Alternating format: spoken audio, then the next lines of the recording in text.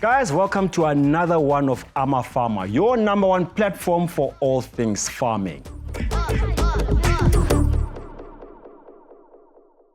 Education and training is very important, right? Especially if you want to run a successful business. But when it comes to farming, where do you get training? What type of training do you get? And also, how long do you attend this training for? And another thing is that education can actually make or break your business, because after all, you're not just running a farm, you're running a business. To talk about this is Praveen Dwarika from Lemang Agricultural Services. Praveen, thanks for joining us here at I'm a Farmer. You're very welcome. Thanks for having me, Toby. Appreciate it.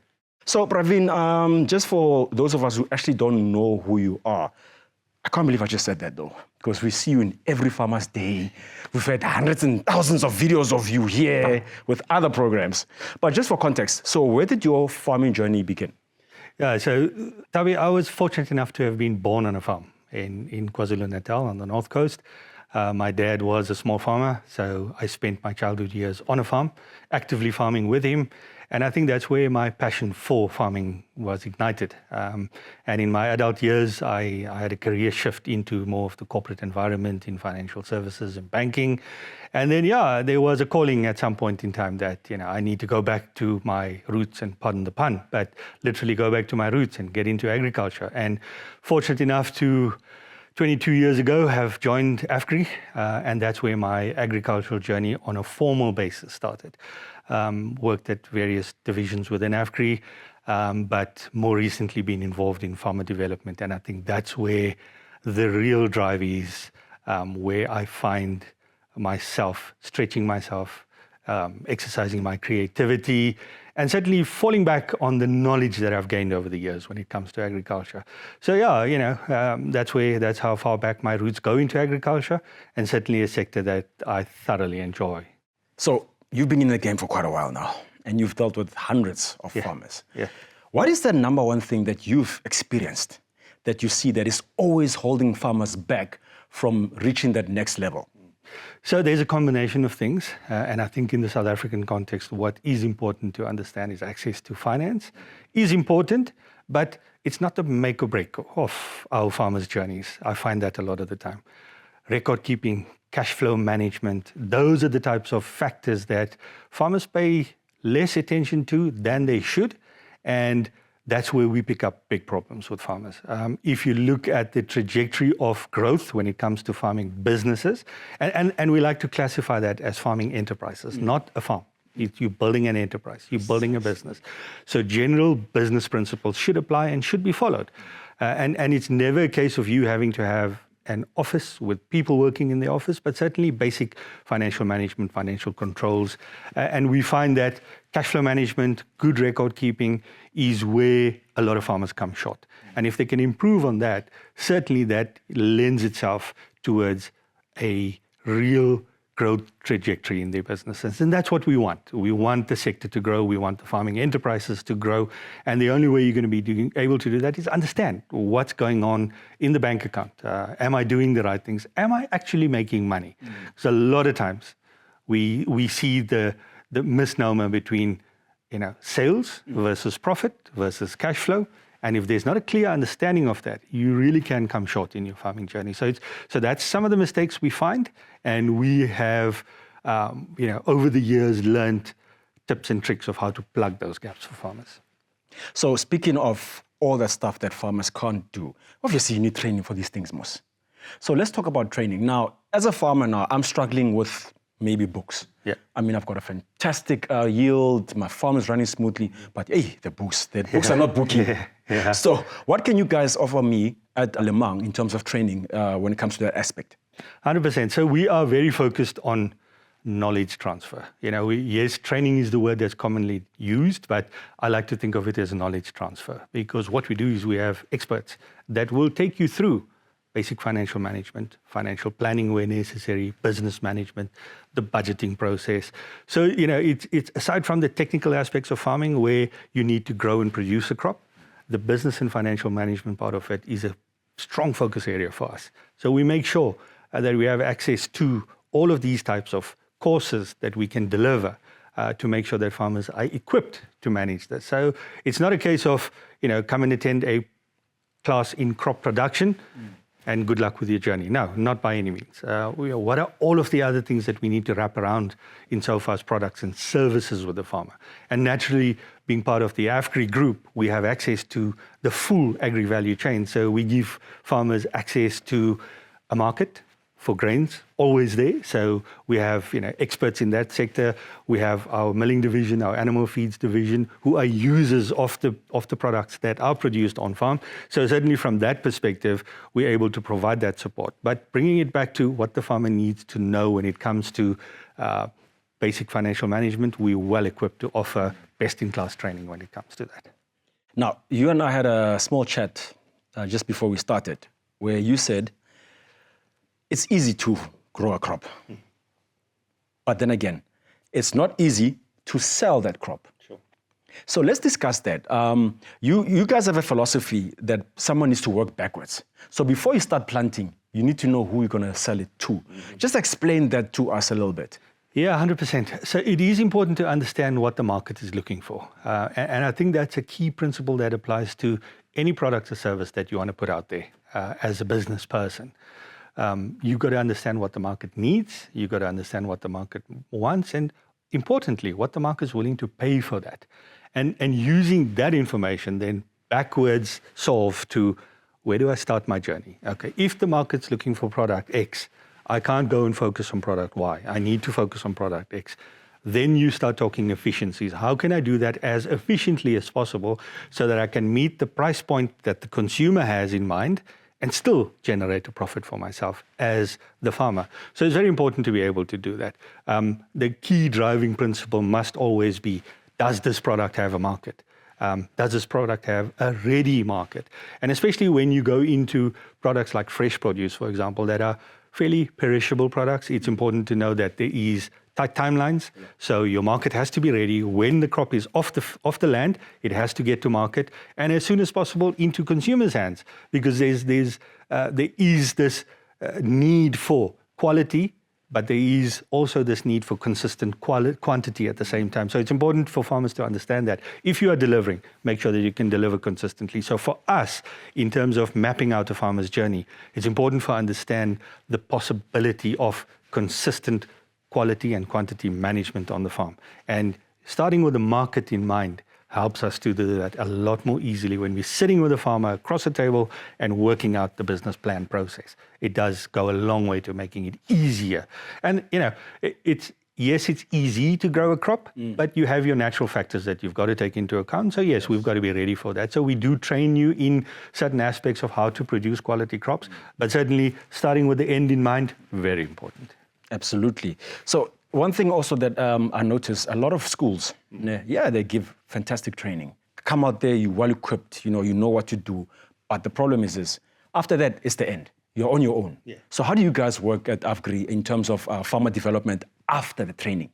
So, and I think I alluded to the point earlier on, the difference between, training and knowledge. So you've got your training, academic, and and that's fantastic. We love the fact that we see so many young children going through their academic journey in agriculture. It really is fascinating to watch, and that gives us a lot of hope for the sector. But you're 100% right. What happens after that? There's a lot of mentoring that needs to happen. There's a lot of hand-holding that needs to happen. And that's where we play a pivotal role in building relationships with the farmer. So for us, it's not about, what can we do for the farmer? It's what can we do together, farmer and us. So we form a partnership, we form a bond with mentors on the outside, and we introduce farmers to mentors. And the willingness and the goodwill out there to support our up-and-coming farmers is phenomenal, and I don't think we take enough advantage of that as up-and-coming farmers, is to knock at the door next door, and knock at the farmer's door next door, and ask for advice, ask for help, guidance in whatever that is. And like I said, the goodwill is there, but absolutely, from the way we've designed our program, is to make sure that we can support you throughout the farming journey, from the time you decide to enter into the farming enterprise, right up until the time you deliver a finished commodity. You'll never be farming alone. You'll be farming with us. I know I'm going to get this in my DMs. I want to join AFGRI. How do I do it? I need financial assistance from AFGRI. How do I do it? Yeah. So I'm going to just throw this question at you now. Yeah. But I'm going to use an example. Let's say I'm a farmer. I've got roughly about 50 hectares, and I'm farming yellow maize, and I'm sitting in, let's say, Free State, okay?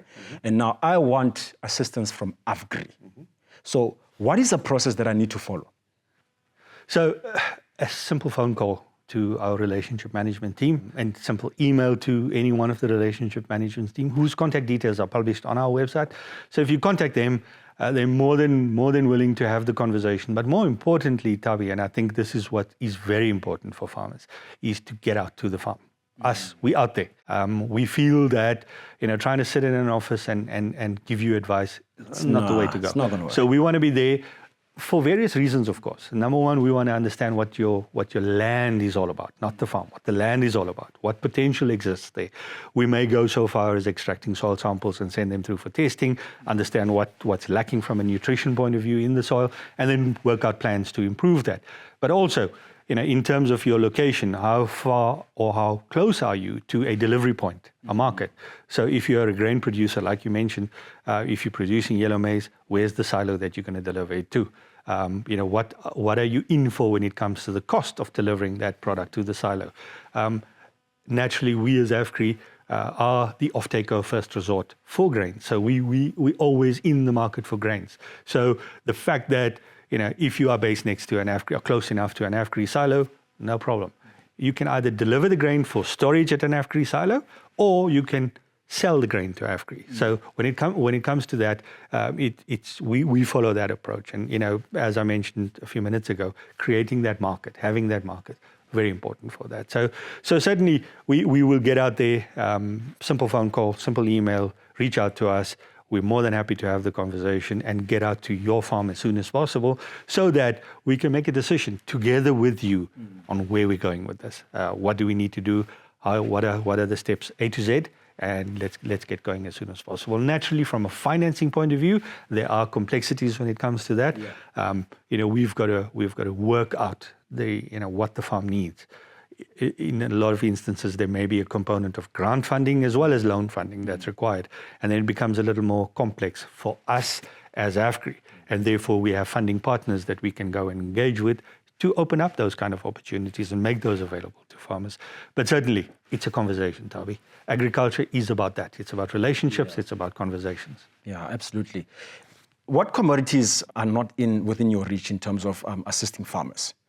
So I think at this point in time, because of the length and breadth of AFGRI's network, we have not found ourselves in a position where we have a no-go area, for example. Naturally, if it's anything prohibited under legislation, of course, we're not going to get involved.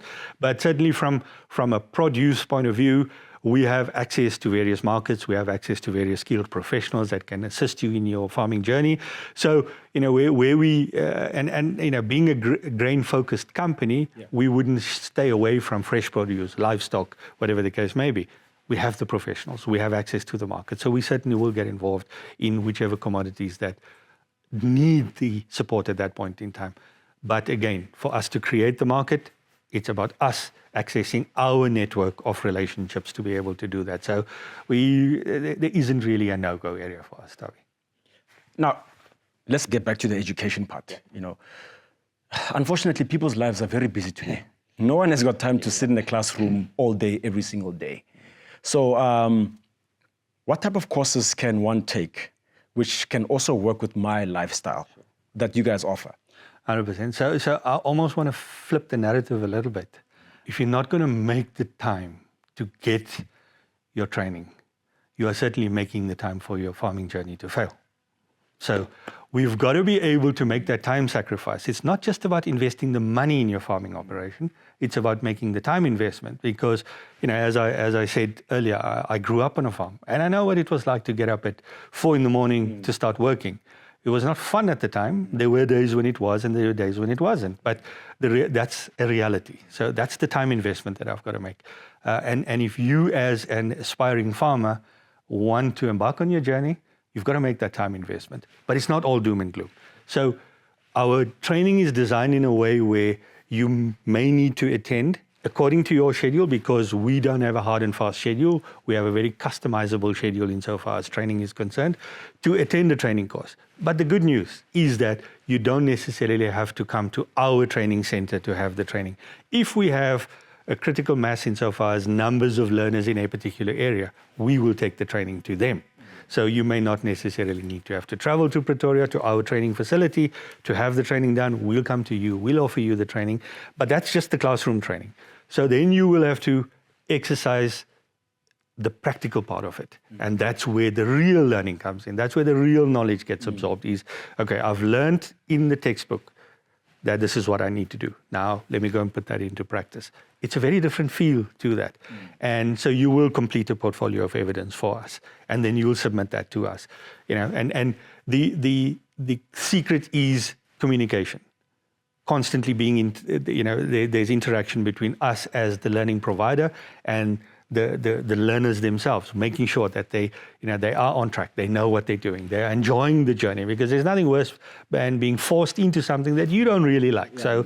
So, we want to gauge that level from the beginning and see, is there real passion in this person? Are they really enjoying it? And if not, maybe we need to chop and change a little bit. And that's what's important about our customizable training. And it's important to mention that our training, our formal training, is AFGRI accredited training courses that we do. However, there are other courses that we provide which are simple knowledge transfer training. So I want to know a particular skill that doesn't require me coming and sitting in a classroom for 6 months of the year. I just want to have this skill. We do that for you, whether it's a 2-day course, 3-day course, 5-day course. Happy to do that, and we do that very often. So it's about engaging with us from a training point of view, asking us what's available, giving us your schedule, and then let's see if we can find a way to make it work. So there shouldn't be this fear that I need to drop everything for a week, 2 weeks, whatever the case is, and come and attend your training at your farm. No, let's have the conversation and see how we can meet each other. So you deal with a lot of farmers and a lot of individuals in the agri sector. Out of your personal opinion, how equipped is our farmers for the ever-changing agri-sector that we are in right now? When I say ever-changing, I'm talking about climate change. I'm talking about technology that is like sweeping us. Yeah. Do you understand what I'm saying? Yeah. How ready are we for these types of situations? Yeah. So I don't think it's so much about whether the farmer is ready for that technology or the changes as is necessary. It's about the myriad of service providers that we have out there that are so willing to work with our farmers from a technology point of view, from a sustainability point of view. We ourselves at AFGRI, we have technology partners and in-house technology providers that sit and have conversations with farmers, whether you want to adopt new technology. And technology in farming should not be a scary concept for a small up-and-coming farmer. It's about what do you need? But more importantly, why do you need that technology? You may have heard about it at a conference, at a seminar. You may have seen it as an expo, and you think to yourself, I need that. It's nice. Do you really need it? And if you do decide that you need it, then have the conversations with us. We've got numerous technology providers. And technology is evolving at a rapid pace. So you may not necessarily find yourself being able to afford the newest and the best and the greatest. But what you certainly can afford is that which your farm needs at that point in time. So, it can be basic soil moisture sensors, camera traps. It can be, software that you use to manage your production schedules, etc. So have the conversations with us, but know in your mind, what do you want to get out of it?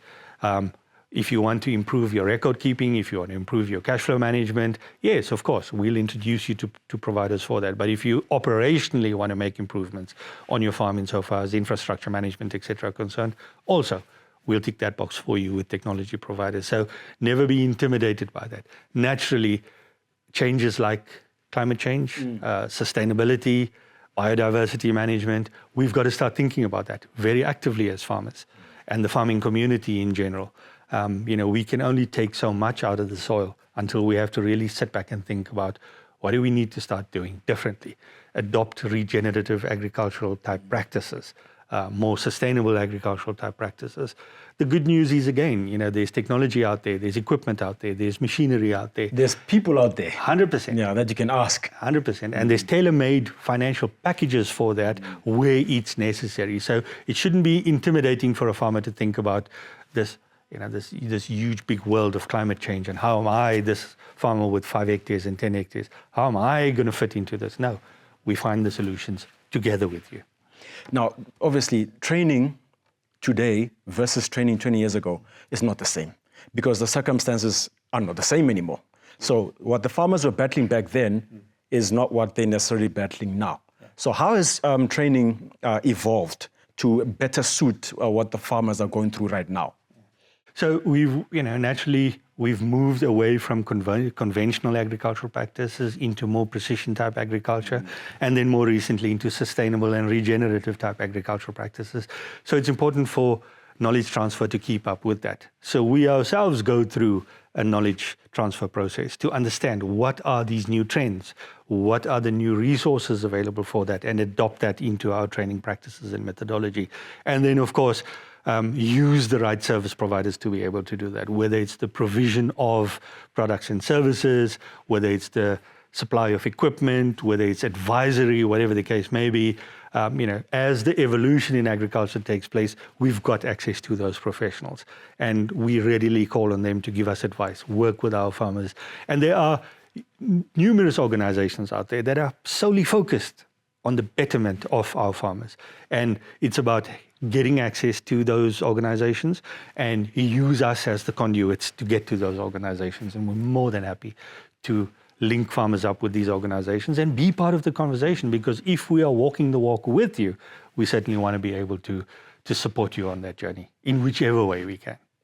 By the way, I actually did attend one of your courses. I know I was supposed to go back and finish, but time, I mean, I'm running this thing, so. Yeah. But one thing I actually enjoyed about that course is that it didn't just teach me about agriculture.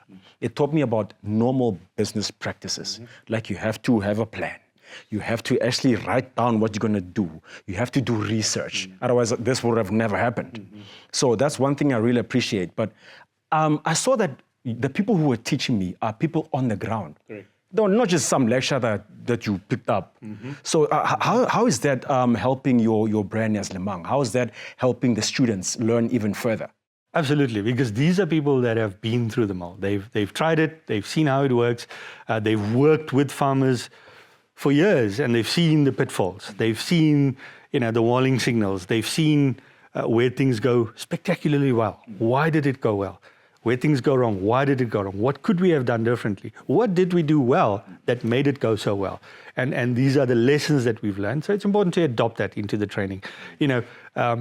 Finding these bits of knowledge out there and keeping it for ourselves benefits nobody. So for us, it's adopt it into our training material, adapt and change as circumstances change, bring in whatever lessons we learn out there, bring it into the training so that, we give you the best possible opportunity to go out there and succeed. So again, looking forward to seeing you in your learning journey again to complete your training. But certainly, I think you're 100% right. These are courses and content delivered by people that have been through them all. They know what's happening out there. So these are real life examples that we use. We don't make up these fictitious examples.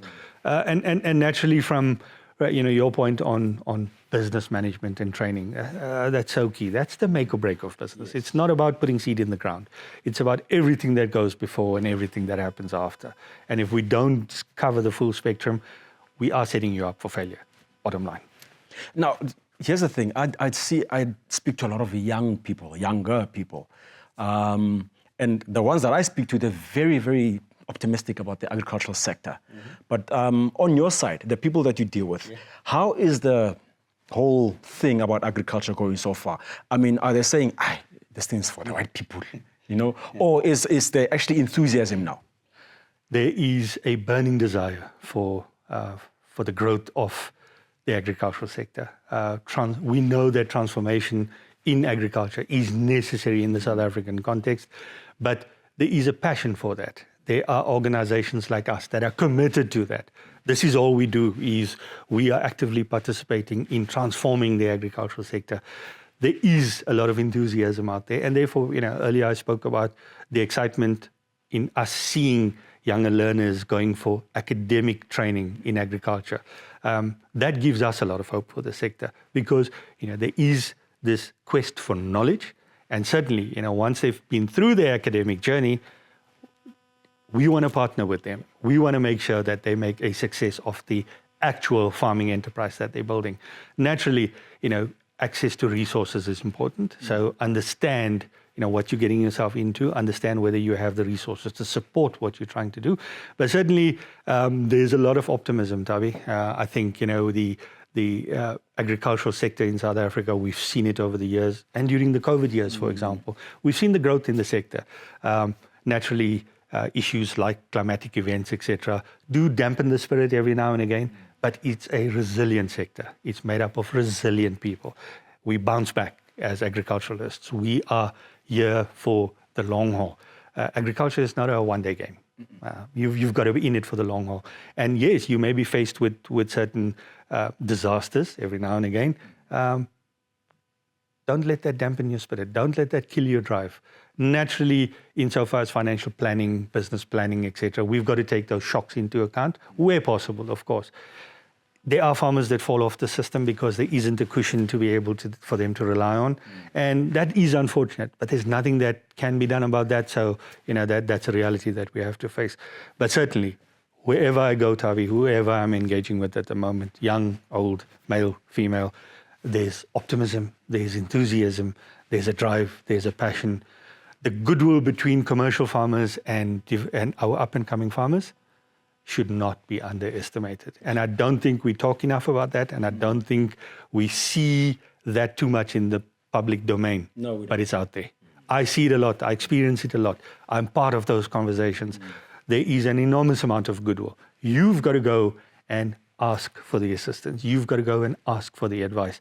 And there is no stop to the amount of information that you can get, as long as you're asking the right questions to the right people. And we play a proactive role in identifying those mentors, identifying those people that you can have conversations with. But I'm optimistic about the sector. And one thing I enjoy about the agricultural sector, it's so vast, it's big.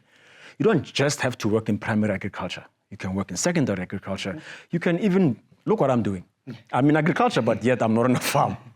So, talking about the value chain, bringing it back to training, how important is it for someone to actually know exactly what it is that they want to do within agriculture before they even embark on their journey? Very important. So, I spoke about starting with the end in mind. Very important. So know what you're trying to achieve. It's a reality that we do find people talking to us, I want to make money out of farming. Yes, you can. But is that really the only reason that's driving you? No. Do you want to be an active player in food security? What type of farming do you want to do? For what reasons? Is it a legacy issue for you? Is it a succession planning issue from a family point of view? These are important considerations that we have to take into account, and we do actively ask these questions. They may not feel comfortable at the time, but we know why we're asking the questions, because we want to set you up for success as much as possible. So for us, it's really about getting to understand what the need is, understand how we can play a role in plugging that need. But it is important to take note that the drive and the passion needs to be there. It has to be there.